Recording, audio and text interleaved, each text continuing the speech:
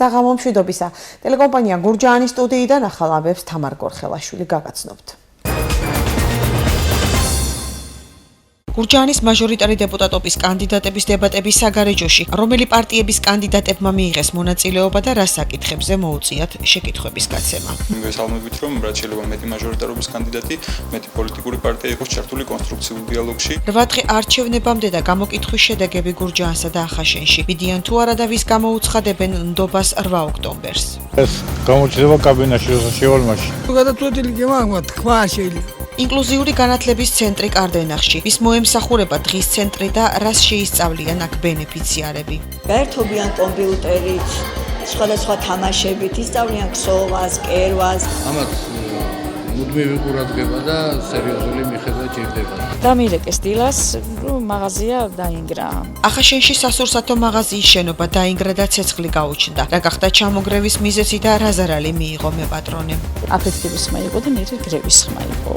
ასე მითხრით. თელავინო 2016 თელავში ქართული ღვინის ფესტივალი გრძელდება. ეთერშია ტელეკომპანია გურჯაანის მთავარი საინფორმაციო გამოშვება. ტელეკომპანია გურჯაანის ახალი ამბების განმეორებით ნახვა ხვალდილის 10 საათზე შეგეძლებათ. გარდა ამისა, ტელეკომპანია გურჯაანის სიუჟეტები და გადაცემები შეგიძლიათ ნახოთ ჩვენ საიტზე gurjaani.tv.com. ასევე Facebook-ის გვერდზე მოგძებნეთ ქართული შრიფტით ტელეკომპანია გურჯაანი. გვიყურეთ სილქნეტზე, მაგთისაცსა და მაი ვიდეოზე. გურჯაანის მაჟორიტარი დეპუტატობის კანდიდატების დებატების საგარეჯოში, ეკონომიკური განვითარების პროექტები, დასაქმება, შრომითი უფლებები და საგარეო პოლიტიკა. დეპუტატობის კანდიდატებმა ამ ძირითად საკითხებთან დაკავშირებულ შეკითხვებს უპასუხეს. საგარეჯოს დემოკრატიული ჩართულობის ცენტრში დებატების საარჩევნო მედია ცენტრის პროექტის ფარგლებში გაიმართა, რომელი პარტიების კანდიდატებმა მიიღეს მონაწილეობა და რა არის მათი ხედვა ამ საკითხებთან დაკავშირებით, ვერა იაშვილი განაგრძობს თემას. საარჩევნო მედია ცენტრის პროექტის ფარგლებში საგარეჯოს დემოკრატიული ჩართულობის ცენტრში გურჯაანის მაჟორიტარ კანდიდატებს შორის დებატები გაიმართა. შეხვედრაზე მოწვეული კანდიდატებიდან მხოლოდ 3 პარტიის ეროვნული ფორუმის, პატრიოტთა ალიანსისა და პაატა ბურჭულაძის პარტია სახელმწიფო ხალხისთვის დეპუტატობის კანდიდატები დაესწრნენ. ეკონომიკური განვითარების პროექტები, დასაქმება, შრომითი უფლებები და საგარეო პოლიტიკა. ამ ძირითადი საკითხების ირგვლივ დაუსვა კითხვები მოწვეულმა ფასილიტატორმა ზურა მირზიკაშვილმა კანდიდატებს.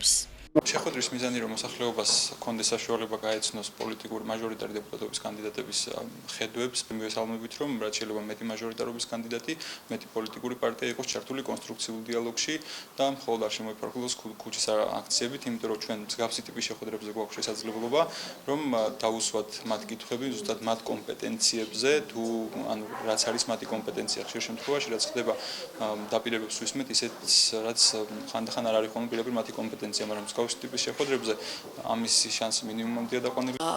დღევანდელი შეხვედრის მიზანიც სწორედ ის არის, რომ მაჟორიტარმა კანდიდატებმა თავიანთი საარჩევნო პროგრამების შესახებ მიაწოდოს ინფორმაცია მოსახლეობას, მედიას და თავის მხრივ მოსახლეობას ექნება შესაძლებლობა, რომ გააკეთონ ინფორმირებული არჩევანი.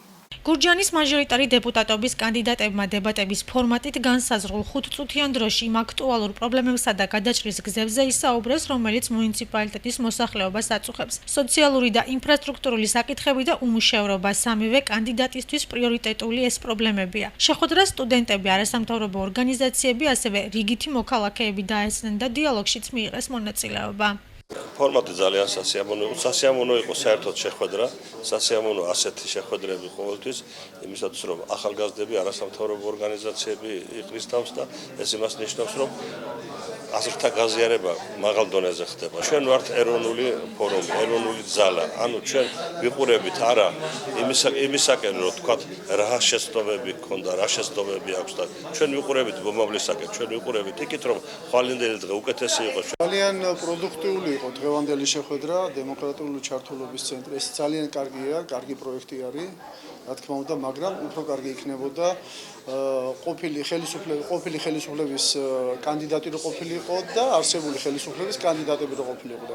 ჩვენ მათთან აქვს საქმე ფაქტიურად, იმიტომ რომ აქ ჩვენ ძირითადად ჩვენი პრობლემა არის ერთი რამ, რომ ხალხი ამ მდგომარეობაში რო არის, ვისი ბრალია, სამომავლო გეგმებზე ვისაუბრეთ, ძალიან მოკლედ, მაგრამ ერთი რამ არის ყველაზე მნიშვნელოვანი, რომ ამ ადამიანებმა ვისაც უნდა გაეკეთებინა და არ გააკეთეს და ვინც დღეს არიან ხელისუფლებაში და ისინიც არ აკეთებენ, როგორ პასუხს აძლევენ ხალხს. შეხვედრა ნამდვილად ძალიან კარგი იყო, სიცხიანი მოვედი, მაღალი სიცხით, მაგრამ ძალიან კმაყოფილი ვარ, რომ აქ ვარ.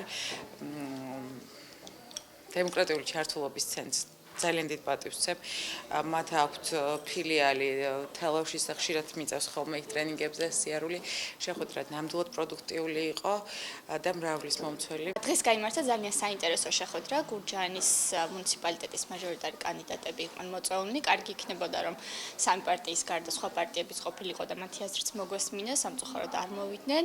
თუმცა ძალიან კარგი შეხვედრა იყო იმ კუთხით, რომ მოსახლეობა ეცნობა პარტიის პროგრამას, მათ დაპირებებს უკეთესად, რას გულისხმობენ სხვადასხვა მიმართულებებში და პროგრამებში და ვფიქრობ, რომ უნდა გაგრძელდეს მსგავსი ტიპის შეხვედრები არჩევნებამდე და იმისათვის, რომ მოსახლეობა უფრო მეტად ჩართული იყოს წინის არჩევნო პროცესში. დებატები მაჟორიტარ კანდიდატებს შორის სამოქალაქო საზოგადოებისა და მოქალაქეთა არჩევნებში უფრო მეტად ჩართულობის მიზნით USAID-ის მიერ დაფინანსდა. დღეს გურჯაანში რესპუბლიკური პარტიის რაიონული ორგანიზაციის წევრებმა ბრიფინგი გამართეს. პარტიის დატოვების შესახებ განცხადება გააკეთეს და ოფისი ისე დატოვეს, რომ დამატებითი განმარტებები მედიასთან არ გაუკეთებიათ. ამ ფაქტს გურჯაანის რესპუბლიკური პარტიის რაიონული ორგანიზაციის თავმჯდომარე გამოეხმაურა. 2012 წლიდან ჩვენ ვიყავით ქართული ოცნების ხარდამჭერები რესპუბლიკური პარტიიდან. დღეს ჩვენ ვტოვებთ რესპუბლიკურ პარტიას და ვრჩებით მხოლოდ ქართული ოცნების ხარდამჭერებად. რადგან რესპუბლიკური პარტიის მიერ აღებული პოლიტიკური კურსი ჩვენთვის მიუღებელია. სულ ადამიანმა დატოვა, ესენი იყვნენ საჯარო მოხელეები, რომელსაც აიძულებდნენ რომ დაეტოვებინათ პარტია ან და განთავისუფლებდნენ სამსახურებიდან. ასეთი შანტაჟის მეთოდი, რა თქმა უნდა, ეს ყოფილი ხელისუფლებიდან გადმოიღეს დღევანდელმა ხელისუფლებამ, რომელსაც წარმატებით ახორციელებს. რაც შეეხება პოლიტიკურ კურსს, ჩვენი პოლიტიკური კურსი არის ცალსახა, პროდასავლი პოლიტიკური კურსი გაგვაჩნია და თუ ეს იყო მათთვის მიუღებელი, მაშინ რატომ იყვნენ ამდენი ხანი ამ პარტიაში და იმ კოალიციაში, რომელსაც ეს კოალიცია ემსახურებოდა. 8 დღე საპარლამენტო არჩევნებამდე, რაც უფრო ახლოვდება კენჭისყრის დღე, გამოკითხული რესპონდენტები მით უფრო ერიდებიან პოლიტიკური შეხედულების საჯაროდ გამხელას. დღეს გურჯაანსა და ახაშენში გამოკითხულთა უმრავლესობა ამბობდა, რომ საპარლამენტო არჩევნებში მონაწილეობის მიღებას აპირებენ, თუმცა ვის დაუჭერენ მხარს ჯერ კიდევ ფიქრობენ. შედეგები ნახეთ გიორგი ბაღანაშვილის ქუჩის მცირე გამოკითხვაში. გამოტყულა ხალხია, ერთ-ერთ მივწევათ ხომ.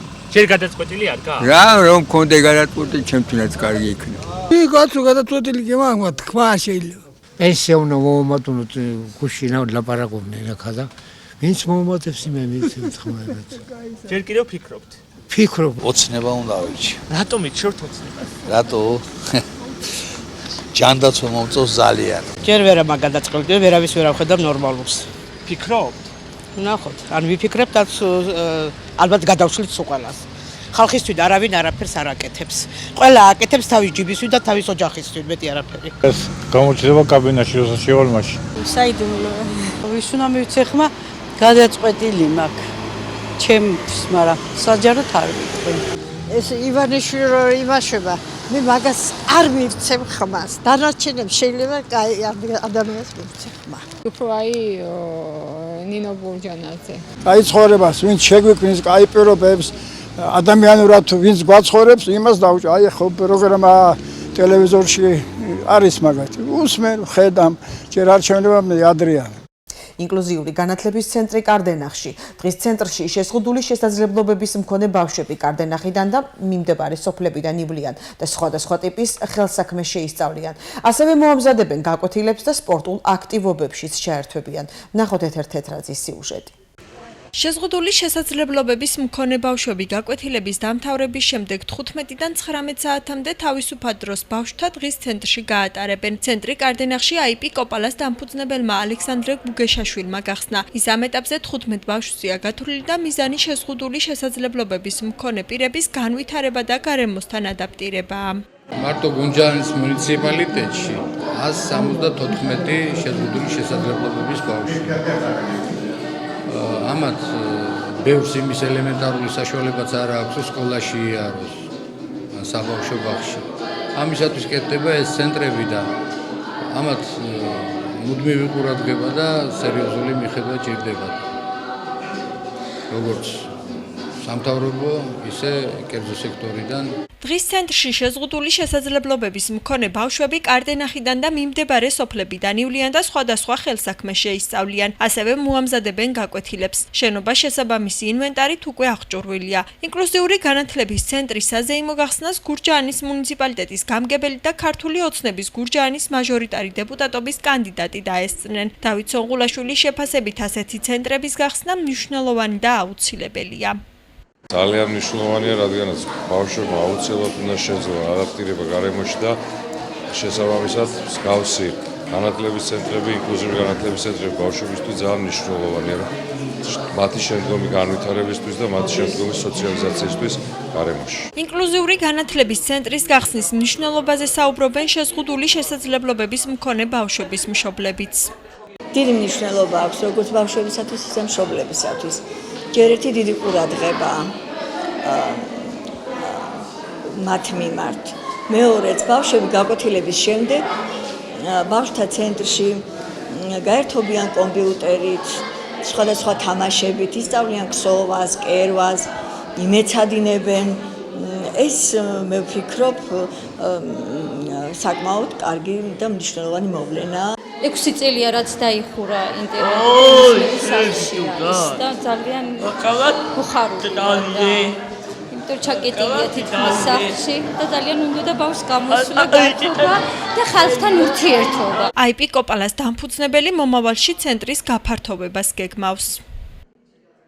შემთხვევა ახაშენში გუშინ გვიანღამით სასურსათო მაღაზიის შენობის ნაწილი დაინგრა და ცეცხლი გაუჩნდა. როგორც ობიექტის მეპატრონი აცხადებს, მეზობლებმა სავარაუდოდ ჯერ ძლიერი აფეთქების ხმა გაიგეს, შემდეგ კი ჭერის ჩამონგრევის. ამ დრომდე უცნობია რა გახდა მაღაზიის დანგრევის მიზეზი. მეპატრონის თქმით, ზარალი 45,000 ლარს აჭარბებს. შინაგან საქმეთა სამინისტროს ინფორმაციით გამოძიება სისხლის სამართლის კოდექსის 192 მუხლის მეორე ნაწილით აღიძრა, რაც გაუფრთხილებლობით ნივთის დაზიანებას ან განადგურებას გულისხმობს. რეალურ მიზეზს ექსპერტიზა დაადგენს.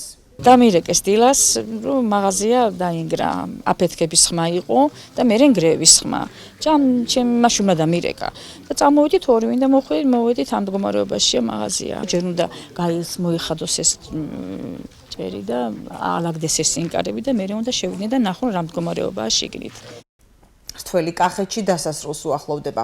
ღვინის ეროვნული სააგენტოს ინფორმაციით, დღეს 16 საათის მონაცემებით კახეთის რეგიონში 98,200 ტონა ყურძენი გადამუშავდა. აქედან 56,000 ტონაზე მეტი რქაწითელი, 36,500 ტონამდე საფერავი, დანარჩენი კი სხვადასხვა ჯიშის ყურძენია.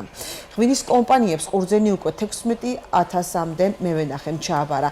გადამუშავებული ყურძნის რაოდენობით მუნიციპალიტეტებს შორის ყველაზე მეტი ყურძენი 32,400 ტონა გურჯაანის ქარხნება მიიღეს და გადაამუშავეს.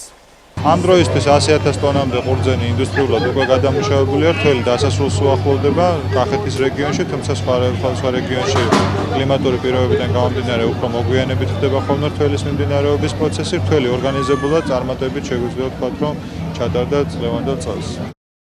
თელავინო 2016 თელავში ქართული ღვინის ფესტივალი გრძელდება. დილიდან ქალაქის ცენტრში მოწყობილია პავილიონები, სადაც ღვინის კომპანიებს და საოჯახო მარნებს წარმოდგენილი აქვს სხვადასხვა სახეობის ღვინო, ჭაჭა, ალკოჰოლური და უალკოჰოლო სასმელები. მოეწყო ღვინის დეგუსტაცია. ფესტივალის მიზანი ქართული მეღვინეობა, მევენახეობის პოპულარიზაცია. ღონისძიება სოფლის მეურნეობის სამინისტროსა და ღვინის ეროვნული სააგენტოს ორგანიზებით იმართება.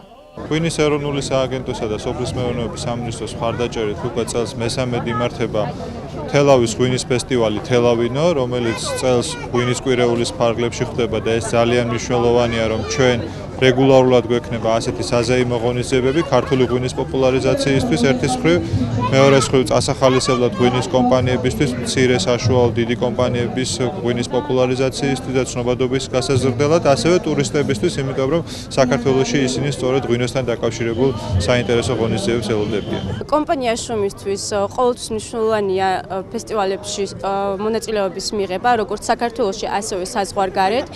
ჩვენთან არის წარმოდგენილი როგორც ნახევრად ტკბილი ღვინოები, ასევე ნახევრად მშრალი და წითელი ღვინოები, დავარგებული კახური ჭაჭა, ჩვენი ექსკლუზიური სასმელი ზიგუ. რა თქმა უნდა, ყველა მსურველს აქვს შესაძლებლობა, რომ დააგემოვნოს ჩვენი პროდუქცია. გამოშვებას რეგიონს გარეთ განვითარებული მოვლენებით განვაგრძობთ.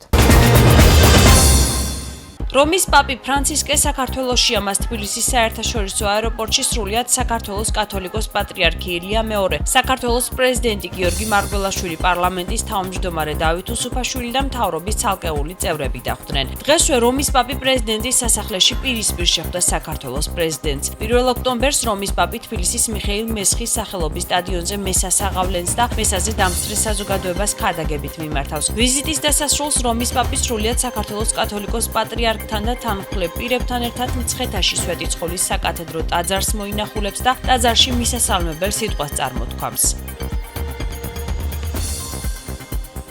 ჩინეთთან თავისუფალი ვაჭრობის შესახებ მოლაპარაკებები რეკორდულად მოკლე დროში 7 თვეში დასრულდა და ჩვენ მზად ვართ უახლოეს დროში ამ შეთანხმების ხელმოწერისთვის. ამის შესახებ საქართველოს პრემიერ-მინისტრმა გიორგი კვირიკაშვილმა ჩინეთის სახალხო რესპუბლიკის დაარსების 67 წლის თავისადმი მიძღვნილ საზეიმო მიღებაზე განაცხადა. საქართველოს მთავრობის მეთაურმა ჩინეთის სახალხო რესპუბლიკას და ღონისძიების მასპინძელს ჩინეთის ელჩს საქართველოში ძი იანჩის ეროვნული დღესასწაული მიულოცეთ.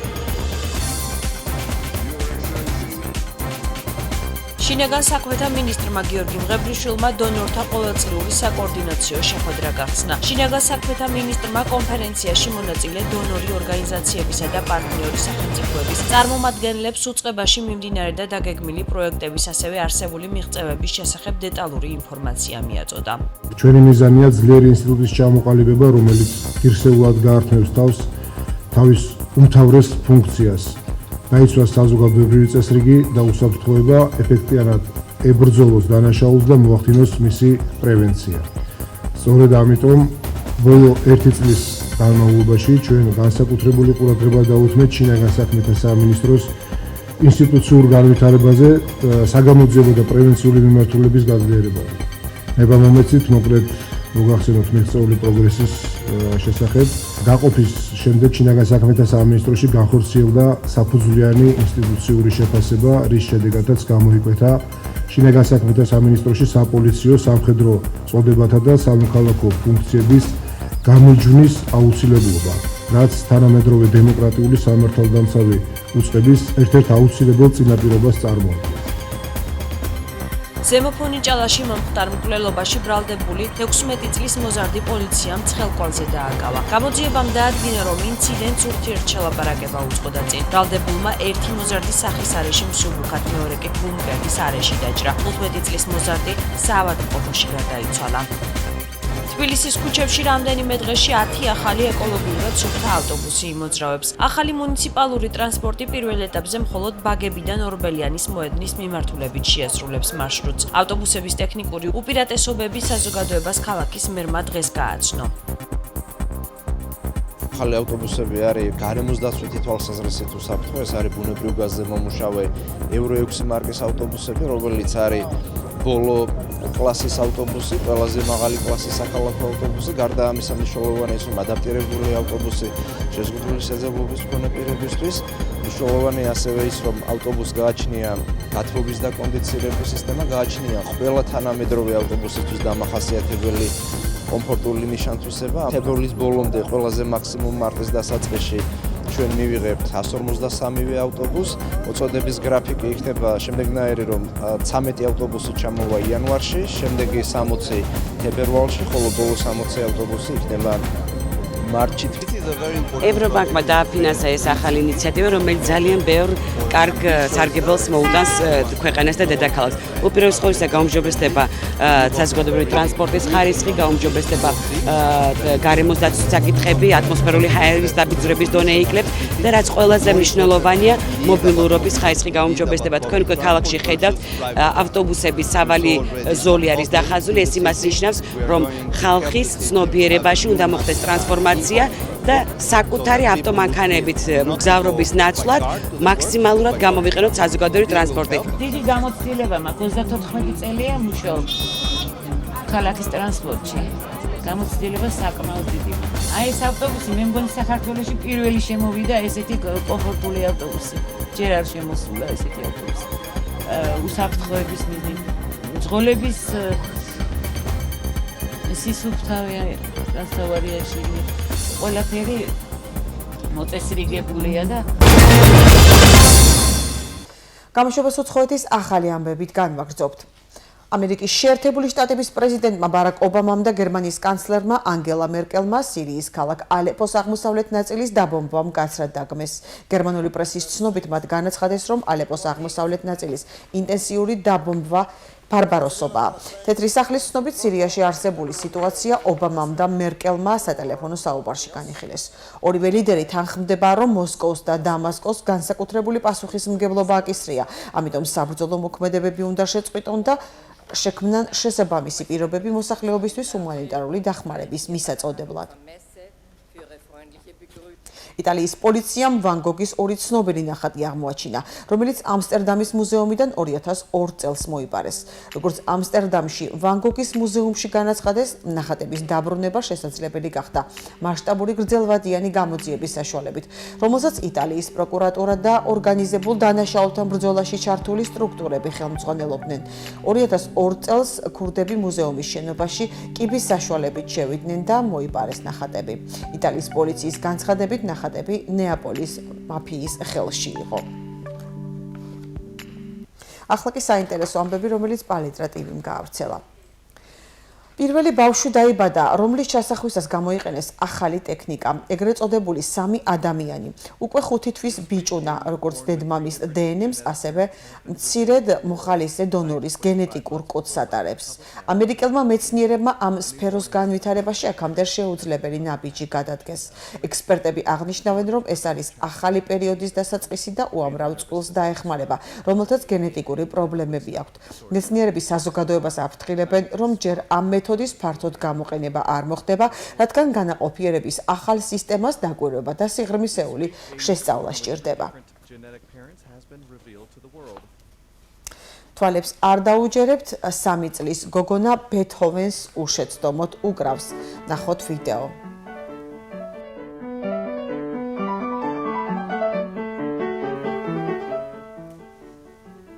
ახლა კი დღის სხვა ამბები.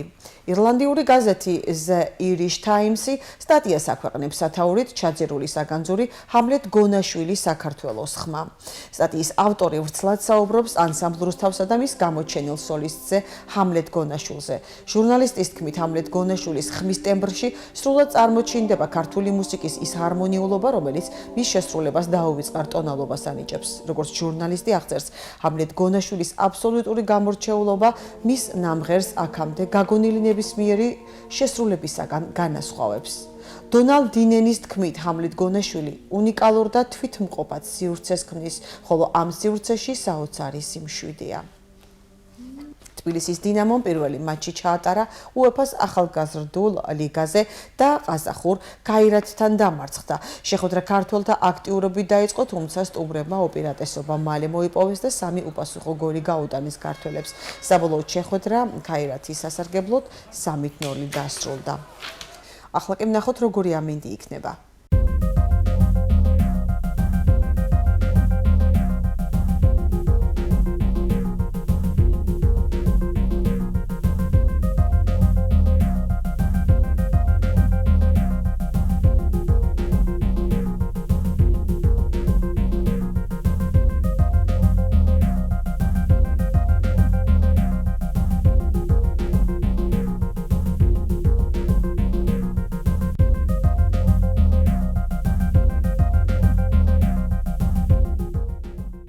ტელეკომპანია გურჯაანის ახალი ამბების განმეორებით ნახვა ხვალდილის 10 საათზე შეგეძლებათ. გარდა ამისა, ტელეკომპანია გურჯაანის გადაცემები და სიუჟეტები შეგეძლიათ ნახოთ ჩვენ საიტზე gurjani.tv.com. ასევე Facebook-ის გვერდზე მოგძებნეთ ქართული შრიფტით ტელეკომპანია გურჯაანი. გვიყურეთ სილქნეტზე, მაგთისაცსა და მაი ვიდეოზე. ამით ჩვენი დღევანდელი გამოშვება დასრულდა, ნახვამდის.